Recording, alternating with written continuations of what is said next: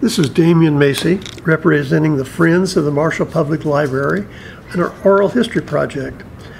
This is Tuesday, August 18th of 2015, and I'm at the Marshall Library interviewing Doug Duzan. Doug is a Marshall resident and has been involved in many things around the community, and I think he probably has a story to tell us. So with that, Doug, welcome. I don't know how much of a story I have to tell, Damien. I'm a little nervous, really, if you want the truth. So we'll give it a shot, right? Sure. I was born in Douglas County at Tuscola. And, yep, my parents lived in the Oakland area at the time. And so that's where I grew up when I was little. Both grandparents were there. And I had the unusual circumstance when I was born, I had 10 of my 12 grandparents and great-grandparents alive. And they all lived at least long enough for me to remember them. Gosh. So that's, always felt like that was a lot of what, I'm a lot of who they are, I think. So if that makes any sense to anybody, but you know, that was always pretty special to me. Yeah, because most of us have very few grandparents that we can relate to. Yeah, but I always was glad to grow up in a house of love. So, what were your grandparents' names? My dad's parents were Russell and Hallie Duzan, and my mother's parents were Carl and Berta Kuhn. And nope, no, C-O-O-N. Okay. Yeah. There were people that called my granddad Uncle Rack. His real name, his real nickname was Duke. No one ever called him Carl. So we lived in the Oakland area, and my dad farmed when I was little bitty, and he really got tired of the struggle of trying to feed his kids on the farm. I think times were pretty tough, although us kids, we didn't ever know any different, you know. So he took a part-time job in Oakland with a gentleman's small hardware store, and they had a little lumber and that kind of stuff. And in addition to Oakland, they also had a store in Hinesboro. And so they had no one to run the Hinesboro store, so they asked young Errol if he might like to try that. So he went to Hinesboro to run the lumberyard and eventually didn't farm anymore, and so then we moved to town. And your mother and dad's name? Dad's name is Errol, and my mom's name is Nancy.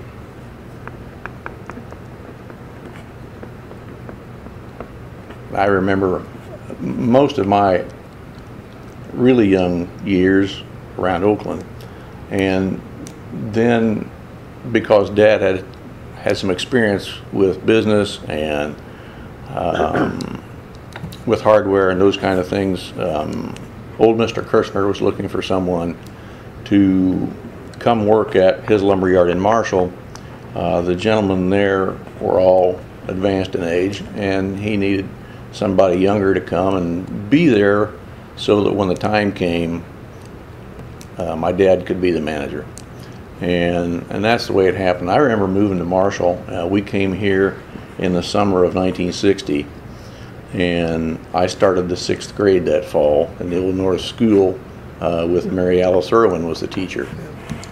And when we moved to town, the first place we lived was on North 7th Street. It was exactly right across the street from the school. Our neighbor to the south was Esther Prevost, and one of the first people that you meet, you know, is always what influences how you feel about someplace. And Mom and Dad were really taken with Esther. What a nice lady. And I remember meeting kids on the playground before school started. We were here a week ahead or so, I suppose.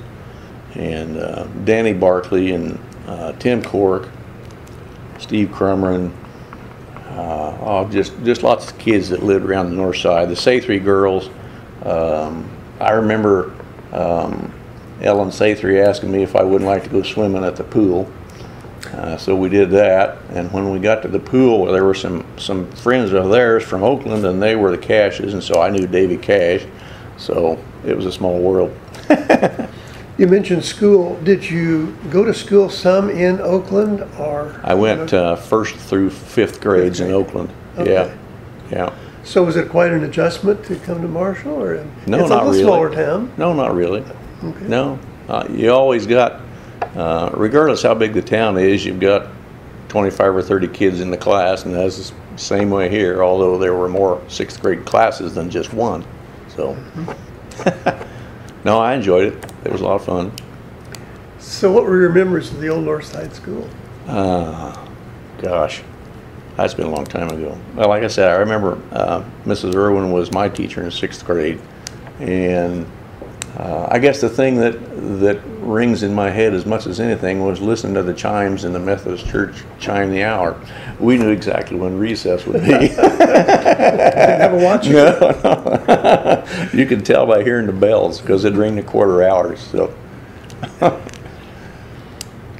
What, at that time, what was on the playground as far as equipment? There wasn't a lot there when I went to school. most of the playground was over around on the side where the little kids were. There was swing sets and they call them monkey bars, jungle gyms, whatever you want to call them, to climb on, slides. That's about the size of it. You always went outside with a ball or something, ball in a mitt, and played a little catch, that kind of thing. I was getting ready to say, what about recess? Oh yeah, yeah. A couple times a day, I guess, and we'd have PE once in a while. I think Charlie Ingram was the PE teacher. Come around, we'd play games outside. That playground wasn't exactly soft, as I recall either. There was a lot of it was gravel, Yeah, or kind of a cinder. yeah. I don't remember that it was like it is now with wood chips and like that. But it was pea gravel, I suppose, under the swings and the slide and around that. Mostly it was just grass and dirt. You know, us guys, we had a ball diamond wore out in the dirt out there at one of the corners. So, yeah. Was there a particular subject you liked in school? No, not that I can think of particularly. I was usually pretty good at math and writing. I liked to read. I was pretty good with spelling. I can still spell words. I remember one of the subjects that you had in grade school, at least where I went in Oakland, was phonics. And if you say phonics today, they look at you like you're from Mars. So I think that kind of helped me understand It's a good foundation. how letters are put together and how you make a word out of those sounds. So, yeah. So from that school, you went on to? To the junior high school. Yeah, that's there now. In an abbreviated form, but it's the same building. So, yeah, and then Marshall High School. Any favorite subjects there that you say, hey, that's my That's my thing? Not really, no. I enjoyed school. I enjoyed high school. I always felt like the friends I had were good friends, and I've still got a lot of them. So there's not very many of them still around here anymore, but I've got a lot of good friends. So good memories of high school. How about some of your memories of Marshall and downtown at that time? Very first thing I remember of downtown, Marshall's always having a party downtown. Okay, now that's the way it seems to me, and that's a good thing. So one of the very first things I remember, we hadn't lived here very long, just a couple of weeks, and it was 1960, and it was it was an anniversary of Marshall, or it was a state something. The downtown festival was going on, fall festival or whatever, and all the stuff, and they'd closed off Main Street and all kinds of booths and carnival things and stuff going on, you know. Party time. And as a 12-year-old kid, that's, you know, that was big time. See, and something that you always think about when you're doing something else is I remember the dime store. Okay, Mr. Caldwell's dime store, because I could go there, and for $1 I could buy a plastic model airplane kit to put together, and I was all about that. Would you say that was one of your hobbies? Yeah, Yeah. Model Yeah. planes? Yeah. Yeah. And I still like to work with my hands, although right now it's mostly with wood. I like to carve and build small things out of wood. So that kind of progressed from plastic models, I suppose, maybe. Did you take what at one time was called manual training, and then there's all kinds of names used in high school? When I was in school, which is woodworking? when I was in school, they called it industrial arts. Yeah, yeah, and I did enjoy that. Fact is, you even had one 9-week semester of shop class in each 7th and 8th grades, and I always thought that was a lot of fun. I learned how to weld in shop class. I took that my first year of high school, and I never had any interest in welding, and I really haven't ever done it, but I can. So, you know, that's a feeling of accomplishment. It's a something that if you need to, you could. So. Do you have any woodworking projects at home now that you made in high school and you kept? Wow, I'm not sure. There was one. There was a little shelf that we made out of wood. It was in Dean Murphy's class in junior high school. It was just a small shelf that you could put one vase on it with flowers and hang on a wall. You know, it wasn't much, and it was around for a long, long time. It was around Mom and Dad's house, but I'm not sure where it is today. I don't know. Was it made out of pine? No, well, yeah, a little piece of thin plywood, and then I picked some walnut to make the shelf pieces out of. So. You went fancy then. Oh yeah, yeah. Spare no expense. In growing up and going to high school, what was your thoughts of, well, where do I go from here? I'm not really sure I had any thoughts like that. Really. I just knew I needed to get some further education. So I started at that. And then every young man in that time was faced with military service. That's not the same anymore. So those were all things that you thought about and that you had to deal with. I wasn't thinking about a career. I honestly wasn't. My dad had always been interested in electronics and was an amateur radio buff. And when I was little, I watched him put radios together out of pieces and use them to talk to somebody in Argentina, that kind of thing. And so I thought, well, you know, that's kind of fun. I enjoyed doing that. So I went with him to a few classes that Louis Geckler had given at the high school in the evenings, and went so far as to take some of the tests and that kind of thing. But that was Dad's thing. It really wasn't mine. I didn't, you know, never went any further than that. So.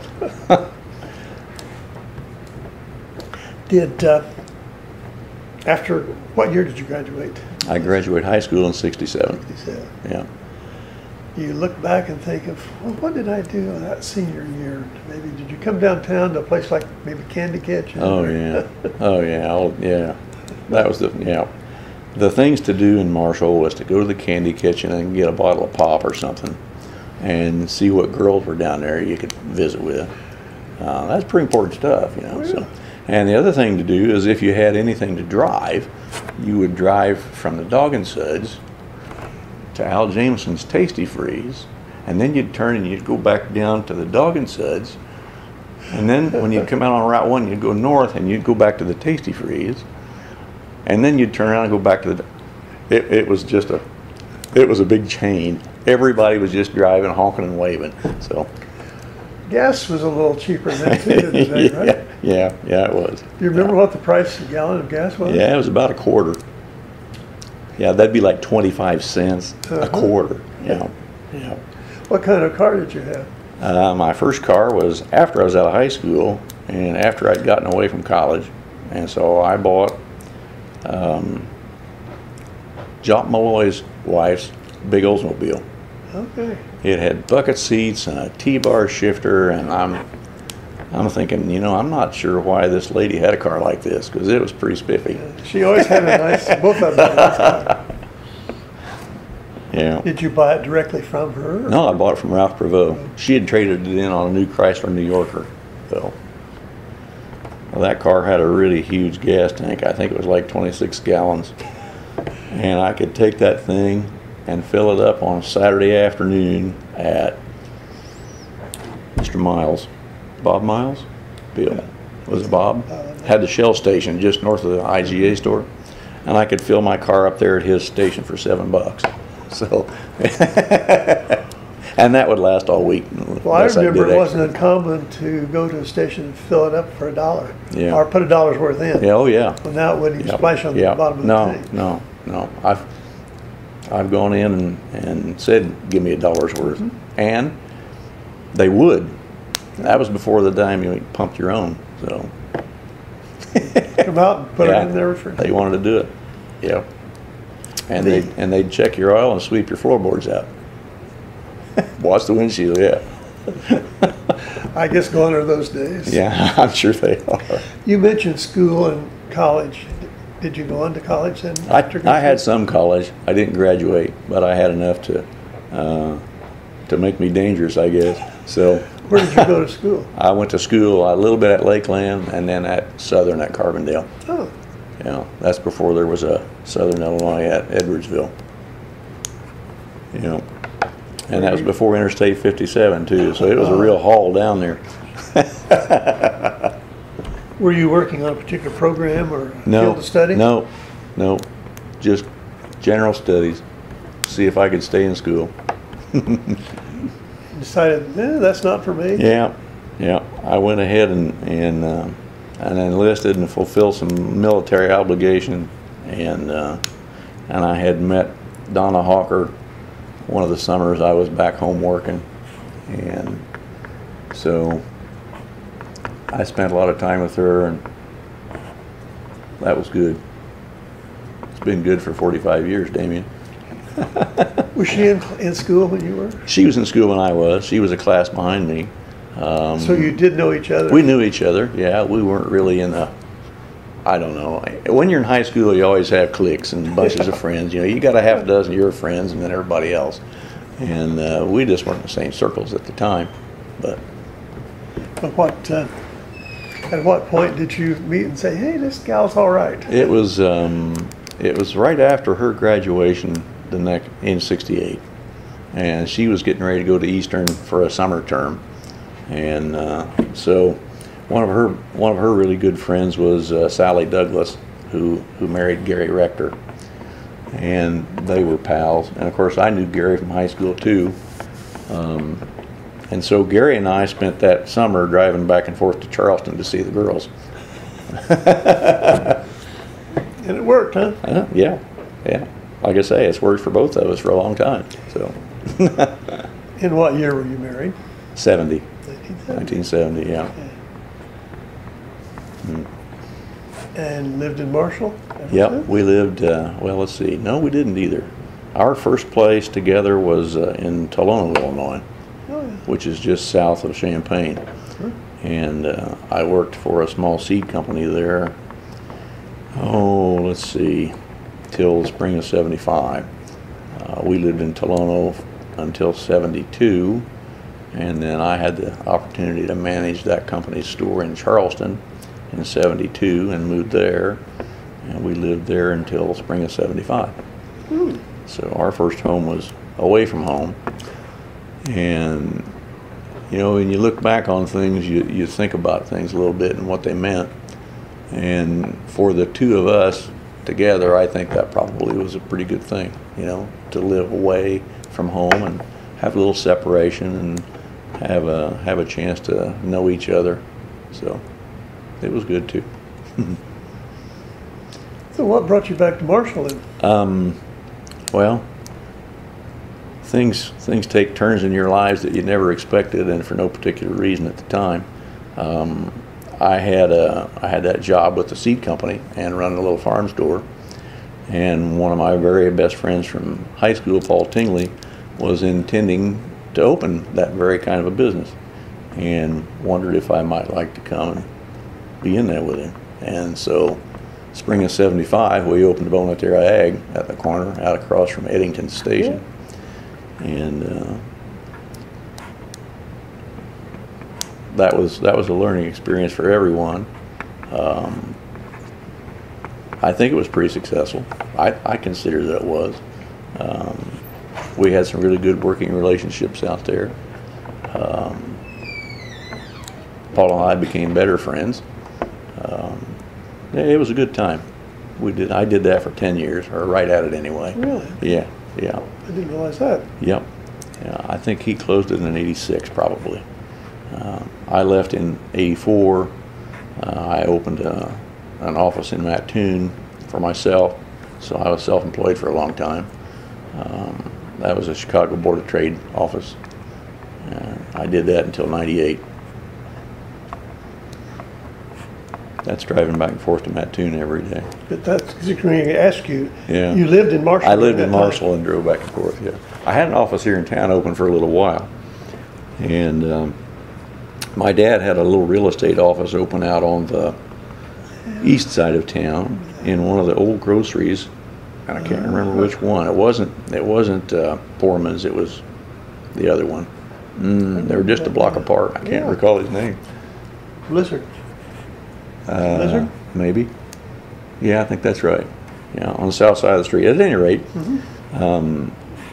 Dad had his real estate office out there, and there was one back room back there, and I turned that into an office for me and set up all the communication equipment and the satellite links and stuff that I'd need to do that with. And I had it open there for, I don't know, about a year, I suppose. And Dad and I had the opportunity then to buy the building on the corner at 7th and Archer from Bert Klein. Bert had started selling some real estate, and that's what my dad was doing at the time, was in the real estate business. And so Dad opened his Century 21 business up on the first floor, and I opened my futures office on the second floor where the WMMC radio station is now. And I was there for a couple of years, and then I had a chance to move my business into the main office in Mattoon, and that's when I started driving back and forth. So. Were you working for yourself, or did you Yeah. have some other employees? No, I worked for myself, and there were three other guys like that, and we all operated in the same space. Basically, is what it amounted to. So. What's that Board of Trade? It can be kind of unnerving, I think, Ken, at times. I'd say That's stressful. the adjective I guess I would use. Yeah, it's kind of stressful. Yeah. It was good for me. I could handle it all right, and still come home and not kick the dog. But yeah, it was a little stressful. That's ultimately why I decided I just needed to be done with it. It was almost 20 years, not quite. And that was enough. So. A lot of ups and downs there. Yeah, pretty fast sometimes. And your wife was working, I think, here in Marshall during some of that time too? Yeah. She studied cosmetology at the little school in Paris. Some of her friends, after she had left Eastern, that's what she decided she'd do. She didn't end up ever using that very much, but she worked in a little shop for Alice Houck for a while on the east end of Marshall out here. And then after we started having babies, she stayed at home with the babies. And then after the babies grew up enough, she worked for my dad a little bit part-time in the real estate office. She kept track of who was going where and the office kind of stuff, you know. And that was nice because Dad had somebody that he knew could and would do what was needed to be done. And it was nice for her because if she needed to be away, she could. So it's nice to have that flexibility. It is, as long as you get along with your family people. That works good, and we always did. So I just thought so much of your dad. He was a great individual. Yeah. And your wife isn't working there anymore, though, now, is she? Where is she working now? Oh, she is. She's retired. Is she? Like 2 weeks ago. Yeah. I didn't know that. Yeah, there you go. She worked at the courthouse from, let's see, Dad was elected in '92, and he hired her to work there because he knew her. And he retired, I can't tell you which year. 10, I think, maybe, or even 08. I don't know. at any rate, she continued to work there, and she's just left. She just retired just about 3 weeks in the ago. office for about a month. About 3 weeks ago. So. Oh, there. And she was in the She was in the assessor's office. County assessor's office. Yep, yep. The place nobody wanted to go. I never could figure that, because the treasurer's office is the place you don't want to go. They're the ones who want your money. Not the most popular spot. No. Well, I don't think there's any place really in the courthouse that's a fun place to go. So. When you mentioned about kicking the dog when you came home, have you had a pet? Yeah. Do you still have a pet? No. That's a good story. From the time we were married, Donna wanted a dog. And I told her, I says, I'll tell you what, dogs are supposed to be outside, and you need to live in the country. And of course that was always a little bit of a sticking spot, and quite frankly it still is.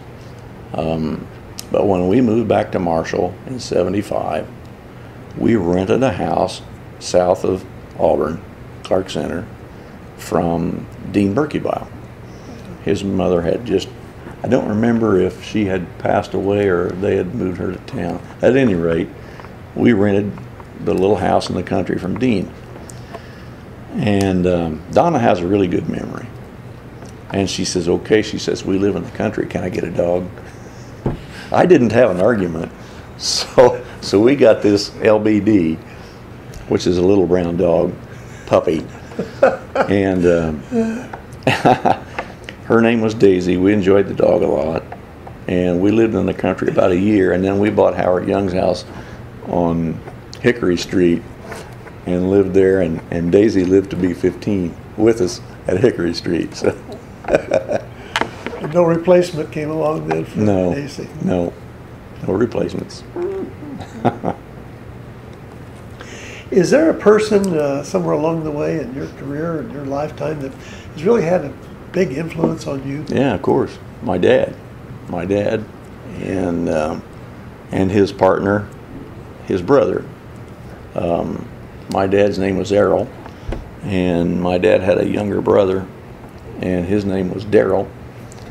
And he always just says, well, he says, Mom and Dad didn't know what to name me, so they stuck a D on Errol, and I'm Darrell. He says, I'm the other brother, Darrell. Well, at any rate, between the two personalities of those two men, I guess is who I am. My dad was always really serious. He had a sense of humor, but you kind of had to work to see it once in a while. He was very businesslike, very professional, and his brother had those traits as well, but he was, well, the way he described to people was, he says, boy, he says, old so-and-so sure knows how to have fun.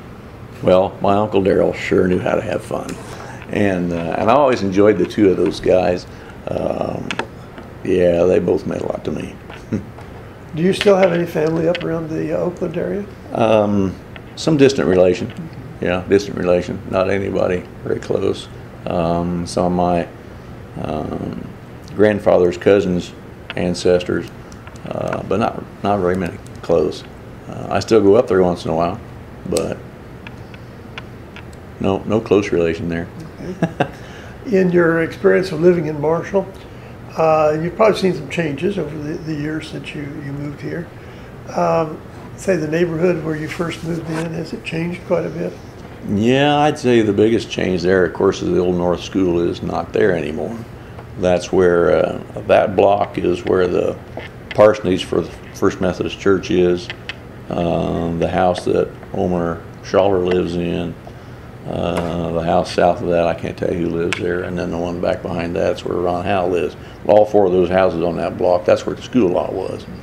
So, yeah. What about downtown? Downtown, I guess, yeah, there's a lot of changes. I remember some things. You kind of got to study on it a little bit, because when you've been around a long time, you've seen gradual change, and so you don't really think anything's different. But You mentioned Caldwell's earlier. Yeah, the dime store is where the Chinese restaurant is now, and Mr. Caldwell will be in there, and lots and lots of rows of display stuff, things that everybody had to have. Almost like a general store. Yes, yeah. Oh, I know the Kroger grocery was right here where this library sits. I remember that. And that was before the IGA store was built. So the Kroger store downtown, I'd guess that's where most people shopped, except for the neighborhood stores that still existed. And there were several of those. There were some, yeah. I don't remember. I know the grocery on 2nd Street, Marshall Foreign owned it. About the last that I knew of it was a grocery. And then Blizzards and Porman's on the east end, and Brock's over here by the county jail. I think Pierce's had one at about Hickory Street and Route 1. I'm sure there are others, I just don't remember. But those all those were the neighborhood stores, you know, where the kids could go get a bottle of pop and a candy bar or something. Yeah. Was the theater still here? No, the theater burned in '57. That was about 3 years before we got here. Yeah. So I'll tell you, I do remember one thing from the '50s though. My mom and dad brought us kids to swim in the brand new swimming pool in about '56, or I don't know, '56 or '7 or '8 or somewhere in there. And when we got ready to move to Marshall, the way Dad broke it to us that we were going to have to leave our friends and move, well, you're going to get to move to the town where we went to that swimming pool.